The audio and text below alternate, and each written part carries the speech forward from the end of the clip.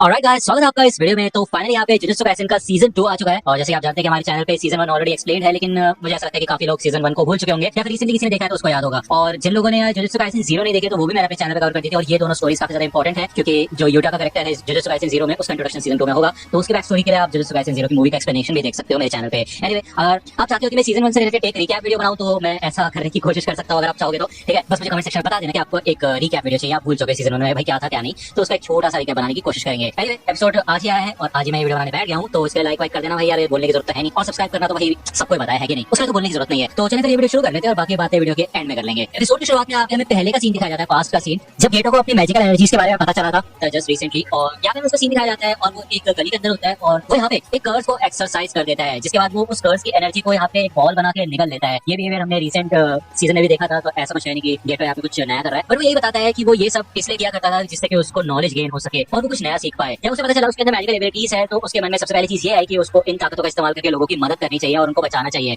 और उसके बाद से उसने ये डिसाइड किया और वो अपने आप को यही बात हमेशा बोला करता था। जिसका यहाँ पे हमें एक सीन दिखाया जाता है जहाँ पे गेटो और गोजो दोनों एक दूसरे के सामने खड़े होते हैं। दूसरा हमें एक मैंशन का सीन बताया जाता है, एक बैक स्टोरी दिखाई जाती है हमें, जहाँ पे एक काफी अमीर फैमिली रहा करती थी और उनका काफी बिजनेस फैला हुआ था, लेकिन कुछ समय बाद उनका बिजनेस लॉस में जाने लगा, जिसके बाद इस फैमिली के ऊपर काफी ज्यादा कर्जा हो गया था और इन लोगों को अपना ये मैंशन छोड़ के जाना पड़ा। जिसके बाद से ये मैंशन काफी ज्यादा हॉन्टेड है और यहाँ पे कर्स एक्टिविटीज होती है और इधर जूनियर हाई स्कूल स्टूडेंट और यूनिवर्सिटी स्टूडेंट्स आते हैं अपना भाई चैलेंजेस वगैरह लेने के लिए कि भाई अपना करेज का टेस्ट करेंगे यहाँ पे आके। लेकिन जैसे ऐसे लोगों को इसके बारे में पता चलता जा रहा है, वैसे वैसे यहाँ पे डैमेज और भी ज्यादा बढ़ते जा रहा है और ज्यादा से ज्यादा लोग गायब होने लगे हैं, क्योंकि अब यहाँ पे इंटरनेट की दुनिया आ चुकी है। तो सोशल मीडिया के थ्रू काफी लोगों को इस मैंशन के बारे में पता चल रहा है, जिस वजह से ज्यादा से ज्यादा लोग वहाँ पे जाते हैं और फिर गायब हो जाते हैं। ठीक है ना। यहाँ पे हमें उटाहिमे और मे का सीन दिखाया जाता है। तो बेसिकली यहाँ पे हमें पास्ट स्टोरी दिखाई जा रही है, जहाँ पे जो मेन बैच के स्टूडेंट्स थे उटाहिमे, मे, गोजो, गेटो, इन सबके बैच का सीन दिखाया जा रहा है, जहाँ पे ये लोग जो सॉर्सरर्स हैं और ये एक्सोर्सिज्म करते हैं। ठीक है, तो ये लोग यहाँ पे मिशन पे जा रहे होते हैं उसी मैंशन में पता लगाने के लिए कि प्रॉब्लम क्या है। जब ये लोग यहाँ पे पहुंचते हैं तो उटाहिमे थोड़ी देर के लिए रुक जाके यहाँ पे इस मैंशन को देख के, लेकिन मेरे को यहाँ पे थोड़ा सा फील होता है कि इस मैंशन के बाहर तो कोई भी कर्स एनर्जी फील नहीं हो रही है। इसका मतलब ये है कि इस मैंशन के अंदर ही कर्स है। ये लोग डिसाइड करते हैं कि ये फर्स्ट और सेकंड फ्लोर की जांच करेंगे और देखेंगे अगर इनको यहाँ पे कुछ मिलता है तो। ये यहाँ पे लाइट्स ऑन करते हैं और फिर आगे बढ़ना शुरू करते हैं। मैं कहती है कि मैं ये फ्लोर संभालूंगी और उटाहिमे को वो सेकंड फ्लोर पे भेजती है जांच करने के लिए। ठीक है, उटाहिमे को यहाँ पे काफी ज्यादा डर लग रहा होता है, क्योंकि ये मैंशन काफी सुनसान होता है और वो डर करके यहाँ पे दरवाजे खोलना शुरू करती है। उसको काफी ज्यादा डर लग रहा होता है, वो चिल्ला के दरवाजे खोलती है। वो जब यहाँ पे रूम में आती है तो वो देखते हैं कि बेड के नीचे से कुछ आवाज आ रही होती है और भाई ये तो एक हॉरर मूवी जैसा सीन लगने लग जाता है। वैसे मैंने जुजुत्सु काइसेन सीजन 1 में ऐसी कोई वाइब फील नहीं की थी जैसे मैं कोई हॉरर एनिमे देख रहा हूँ, लेकिन इस सीजन में यहाँ पे इन्होंने एनिमेशन ठीक अच्छी खासी की है और साथ ही साथ भूतिया इफेक्ट भी दिया है। एनीवे, कर्सेस वैसे भी भूत से कम नहीं होते। ठीक है ना। तो बेसिकली जब वो यहाँ पे बेड के नीचे चेक करती है तो इधर बस चूहे होते हैं और कुछ नहीं, और वो डर के मारे इस रूम से बाहर निकल जाती है। वो जब यहाँ पे थोड़ी चैन के साथ लेती है, भाई मैं पीछे से आया तो उसके कंधे पे हाथ रखती है और उसे देखते तो भाई उटाहिमे चिल्लाने लग जाती है। मैं कहती है कि भाई इतनी देर से लाओगे ना तो स्क्रीन क्वीन का अवार्ड मिल जाएगा तुमको। जैसे कि आपको याद होगा उटाहिमे को कहा गया था कि वो सेकंड फ्लोर को सर्च करेगी और वो जब यहाँ पे मैं से पूछती है कि तुमने फर्स्ट फ्लोर को चेक कर लिया, तो मैं कहती है कि हम ऑलरेडी फर्स्ट फ्लोर पे है, क्या बोल रही हो तुम। जिसके बाद यहाँ पे मैं बताती है कि इधर ये जो पोटैटो चिप्स के पैकेट पड़े हुए हैं, ये बुक्स पड़ी है, जो ये बैग पड़े हुए हैं, इनको मैं लगातार 3 बार देख चुकी हूँ। इसके अलावा मैं जब यहाँ पे आई थी आते ही साथ मैंने एक मार्क यहाँ पे बनाया था और ये भी वही का वही है। तो इनको यहाँ पे थोड़ी सी देर में समझ आ जाता है कि ये जो कॉरिडोर है ये इनडेफिनेट है, यानी कि एक लूप की तरह है ये, और यहाँ पे एक तरीके से फंस चुका है। ये समझ जाते हैं कि यही कर्स है यहाँ का, कि कोई भी यहाँ पे आता होगा वो इस लूप से कभी बाहर ही नहीं निकल पाता होगा। तो तकरीबन 30 मिनट के अंदर अंदर ये 4 किलोमीटर चल चुके होते हैं और इस लूप के बारे में बात कर रहे होते हैं। इनको समझ आता है कि एक तरीके का बैरियर है जिसको अगर ये तोड़ेंगे तो ये लोग यहाँ से बाहर निकल सकते हैं। तो उटाहिमे यहाँ पे नीचे बैठती है और वो कुछ डब्बों से इधर सर्कल बनाती है। वो कहती है कि मुझे ऐसा लग रहा था पहले कि ये लूप एक सर्कल की तरह होगा, लेकिन हम 4 बार तुम्हारे मार्क को देख चुके हैं और जब भी हम उस तरफ पहुंचते हैं तो उसकी जो पोजीशन है उस तक पहुंचने में थोड़ा समय चेंज हो जाता है। इसका मतलब ये है कि इनकी पोजीशन कोई फिक्स नहीं है। इसका मतलब ये है ये बैरियर बार बार आगे बनाया जा रहा है, बिल्कुल एक लाइन की तरह। तो अगर हम कॉरिडोर में फुल स्पीड में अगर आगे बढ़ते हैं तो हम इस बैरियर को तोड़ सकते हैं। तो मैं कहती है बहुत अच्छा काम किया तुमने यार, तुम तो काफी कमाल के हो, इसके लिए तुम्हें मिलेंगे 90 पॉइंट्स। तो उटाहिमे कहती है क्यों 10 पॉइंट क्यों काटे मेरे। तो मैं कहती है कि अगर हम अपोजिट डायरेक्शन में भागेंगे तो ये बैरियर ज्यादा जल्दी टूटेगा, क्यों तुम्हें नहीं लगता। तो उटाहिमे कहती है अरे हाँ यार ये तो सूखी हागी की थ्योरी है, ये बिल्कुल सही होगी। तो चलो ठीक है भागना शुरू करते हैं, इससे हम बैरियर को ज्यादा आसानी से तोड़ पाएंगे। तो जब यहाँ पे उटाहिमे भागना शुरू करती है तो धीरे धीरे करके ये बैरियर कहूँ या फिर मैं कहूँ ये टनल या फिर मैं कहूँ यार ये पूरा कॉरिडोर कोलैप्स होने लग जाता है। कॉरिडोर क्या ये पूरी बिल्डिंग कोलैप्स हो जाती है और फाइनली ये लोग इस बैरियर को तोड़ देते हैं। तभी सामने से यहाँ पे गोजो आता है और कहते हैं उटाहिमे मैं तुम्हारी मदद करने के लिए आया हूँ, क्या तुम ठीक हो, क्या तुम रो तो नहीं रही। यहाँ पे उटाहिमे को काफी ज्यादा गुस्सा आता है, क्योंकि भाई ऑब्वियसली बात है उसको काफी ज्यादा डर लगता है जिसका गोजो यहाँ पे मजाक उड़ा रहा होता है। मैं आगे यहाँ पे ये कहते हैं कि अगर मैं यहाँ पे रोने लग जाऊंगी तो क्या तुम मुझे भी ऐसे ही बनाओगे। तो गोजो कहता है कि तुम नहीं रोने वाली, मुझे पता है तुम काफी ज्यादा ताकतवर हो। तो ये सुन के भाई उटाहिमे को काफी ज्यादा गुस्सा आता है और वो गोजो के ऊपर गुस्सा कर रही होती है। तभी इस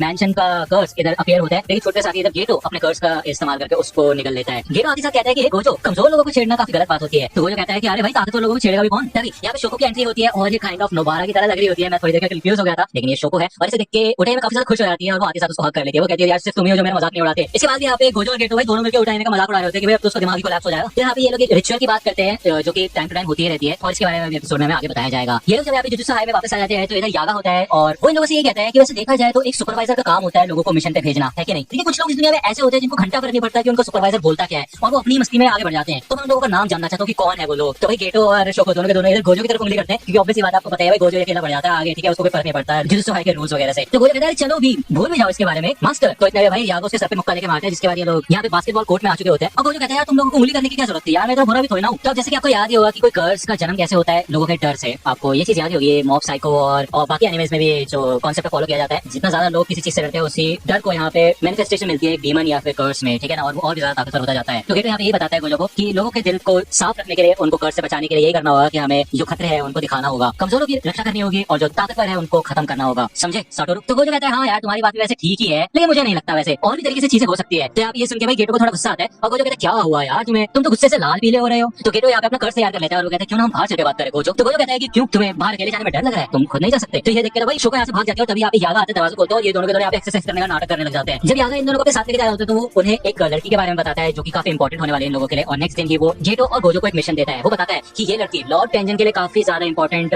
वेसल होने वाली है और उस लड़की की लोकेशन इधर लीक हो चुकी है। दो लोग उसके पीछे पड़े जो कि उसको मारने के लिए जाने वाले हैं, तो तुम दोनों को जाना होगा उस लड़की को प्रोटेक्ट करने के लिए, ठीक है ना। तो बेसिकली हमें बताया जाता है कि हर 500 साल में लॉर्ड टेंजन अपनी बॉडी को चेंज करते हैं और वही समय आने वाला है इधर, यही इसी रिचुअल की बात हो रही थी पहले, ठीक है। लॉर्ड टेंजन यहाँ पे अपनी बॉडी चेंज करते रहते हैं जिससे कि जो भी नॉलेज उनके पास है वो इस दुनिया में बनी रहे। और ये जो लड़की है इसकी बॉडी में अब लॉर्ड टेंजन जाएंगे, ठीक है ना। उनका यहाँ पे रहना जरूरी भी है क्योंकि उनकी नॉलेज की वजह से यहाँ पे जुजुत्सु सॉर्सरर्स को प्रोटेक्शन मिलती है, जुजुत्सु हाई को प्रोटेक्शन मिलती है और उनके लिए काफी काम किया है। अगर वो नहीं हुए तो कर्सेस की तादाद बढ़ने लग जाएगी और वो आसानी से जुजुत्सु हाई के ऊपर भी हमला कर पाएंगे, सॉर्सरर्स के ऊपर भी हमला कर पाएंगे। तो इससे इंसानी पे काफी ज्यादा खतरा आ सकता है। गेटो को यहाँ पे इस बात का भी शक होता है कि जब भी टेंजन अपनी बॉडी को चेंज करते हैं तो वो थोड़े से अलग हो जाते हैं, भले यहाँ पे अभी उनकी डेथ हो जाएगी तो वो टेंजन फिर से वापस नहीं आएंगे क्योंकि वो एक नई बॉडी में चले जाएंगे तो उनका बिहेवियर तो थोड़ा बहुत चेंज होगा ही होगा। वर्स्ट टू वर्स्ट ये हो सकता है कि वो इंसानियत के दुश्मन बन जाए, जो कि यार काफी ज्यादा खतरनाक बात है क्योंकि टेंजन काफी ताकतवर माना जाता है, ठीक है ना। एनीवे यहाँ पे इनको बताया जाता है उन दोनों लोगों के बारे में जो कि उस लड़की को मारना चाहते हैं और इस वजह से इन दोनों को भेजा जाता है उसके अपार्टमेंट में। गोजो तो यहाँ पे नीचे ही होता है और गेटो अकेला जाता है ऊपर, मतलब गोजो उसको अकेला भेजता है, ठीक है। ये लोग फोन पे बात कर रहे होते हैं और जब गेटो उसके दरवाजे के पास पहुंचता है तभी इधर एक काफी तगड़ा एक्सप्लोजन होता है, लेकिन यहाँ पे गेटो को कोई घंटा फर्क नहीं पड़ा होता और गोजो कहता है हुआ क्या, वो लड़की काफी इंपॉर्टेंट है हमारे लिए, अगर वो भी मर गई ना तो हमारी दिक्कत हो जाएगी फिर। और भाई गेटो यहाँ पे देख रहा होता है वो लड़की बहुत दूर उड़ती हुई जा रही होती है, तो गेटो यहाँ पे फटाफट निकलता है और अपने कर्स से उस लड़की को बचाने के लिए जाता है। तभी यहाँ पे ये बंदा आता है जिसका ये हरकत होती है, जिसने यहाँ पे एक्सप्लोजन किया होता है और ये बंदा यहाँ पे गेटो को देख के समझ जाता है कि एक जुजुत्सु सॉर्सरर है और वो कहता है कि उस लड़की को छोड़ दो। तो गेटो कहता है कि यार जरा पास आके बोलो, मेरे को तुम्हारी आवाज नहीं आ रही, ठीक है ना। तभी यहाँ पे गोजो के ऊपर भी अटैक होता है, काफी सारी नाइफ्स और स्वॉर्ड्स आती है उसकी तरफ, लेकिन वो नाइफ्स इधर गोजो को टच भी नहीं कर पाती क्योंकि आपको पता ही है कि गोजो के आसपास इन्फिनिटी बनी रहती है और उसको इजीली कोई टच नहीं कर सकता है कि नहीं, आपको याद ही होगा शायद। तो यहाँ पे दूसरा बंदा होता है और वो कहता है क्या बात है, तुम तो वही फेमस साटोरू गोजो हो गए जरूर, है कि नहीं। अब देखते हैं कि तुम सच में इतना ताकतवर हो या फिर लोगों ने ऐसे हल्ला गुल्ला मचा रखा है। तो गोजो कहता है कि देखो मैं तुमसे लड़ना नहीं चाहता यहाँ पे, अगर तुम मेरे सामने बैठ के मुझसे माफी मांगो और रहम की भीख मांगो और रोने लग जाओ ना तब शायद मैं तुम्हें छोड़ दूंगा। तो यही बस रूल है इस लड़ाई का, अब बताओ लड़ोगे। तो यहाँ एक आदमी होता है और वो कहता है कि इन सब चीजों की शुरुआत हो चुकी है, भले लॉर्ड वैनसाई के पास इतनी पावर नहीं है कि वो जुजुत्सु से लड़ाई कर सके, लेकिन इसका हिसाब किताब तो पूरा रखेंगे। तो क्या कहते हो तुम, मैं तुम्हारी फोटो खींच लूं। तो यहाँ पे दूसरी बार हमें फुशिगोरो का सीन दिखाया जाता है, नहीं ये मेगुमी फुशिगोरो नहीं है, ये उसके पिता टोजी फुशिगोरो होते हैं। और ये कहता है कि ठीक है फिर मैं तुम्हारा ऑफर एक्सेप्ट करता हूँ। तो यार ये एपिसोड यहीं पे खत्म होता है और नेक्स्ट एपिसोड आएगा शायद नेक्स्ट थर्सडे को और मैं जल्द से वीडियो लाने की कोशिश करूंगा। मेरे ख्याल से ये एपिसोड एक दिन पहले ही लीक हो गया था, एपिसोड लीक हुआ था, उसका सिर्फ इंट्रो सॉन्ग मुझे आइडिया नहीं है, लेकिन हाँ मैंने सुना था कि लीक हो गया। एनीवे हमें एपिसोड आज ही मिला इसलिए भाई आज बना दिया और मैं सच बता रहा हूँ भाई रॉ एपिसोड के साथ एक्सप्लेनेशन करना भाई इसका मतलब ये है कि भाई मैं अंधेरे में बस भाई तीर चला रहा हूँ, मेरे को नहीं पता क्या हो रहा है, ऐसा नहीं है। मतलब सबटाइटल्स बहुत ऑफ होते हैं, उसका कोई मतलब भी नहीं होता, बहुत बार सबटाइटल्स मैच भी नहीं करते जापानीज से। इस वजह से मैं सोच रहा हूँ कि मैं जापानीज ही सीखना शुरू कर देता हूँ जिससे कि सबटाइटल्स का चक्कर ही खत्म हो जाए, है कि नहीं। एनीवे अभी अगर आप चाहते हो कि मैं सीजन 1 का एक छोटा सा रिकैप बना दूं 20-25 मिनट तक का, यार इतना ही पड़ेगा मेरे ख्याल से, तो आप लोग कमेंट सेक्शन में बताना, ठीक है। नहीं चाहिए तुम बोलोगे कि यार छोड़ो यार तुमसे वैसे वीडियो तो बनती नहीं है, तो हम देख लेंगे भाई या फिर हम कर लेंगे कुछ जुगाड़, तो भाई कर लेना फिर, है ना, कोई दिक्कत वाली बात नहीं है। फोर्स नहीं कर रहा मैं तुमको कि भाई ले लो यार रिकैप ले लो, हमारी वैसी नॉर्मल वीडियो बनती नहीं है। एनीवे इस वीडियो को अच्छा सपोर्ट आना चाहिए क्योंकि अपना चैनल यार यूट्यूब पर टॉप है जुजुत्सु काइसेन के लिए, तो भाई प्लीज यार बने रहना यार, कोई भाग मत जाना, डाल दूंगा टाइम पे वीडियो यार, उसी दिन डाल दूंगा जिस दिन आएगा एपिसोड, ठीक है ना। मिलता हूं आपसे अगले वीडियो में, तब तक के लिए गुड बाय। लाइक और सब्सक्राइब तो कर ही दोगे शायद, है कि नहीं। बाय। तो दोस्तों आज की वीडियो के लिए सिर्फ इतना ही। आई होप कि आपको ये वीडियो पसंद आई होगी। अगर आपको ये वीडियो पसंद आई तो प्लीज लाइक कीजिए, अपने दोस्तों के साथ शेयर कीजिए और मेरे चैनल को सब्सक्राइब करना मत भूलिएगा। और अगर आप मुझे कांटेक्ट करना चाहते हैं तो आप मुझे इंस्टाग्राम पे कांटेक्ट कर सकते हैं, मेरे पेज की लिंक आपको डिस्क्रिप्शन में मिल जाएगी। मिलता हूं आपसे अगले वीडियो में, तब तक के लिए गुड बाय।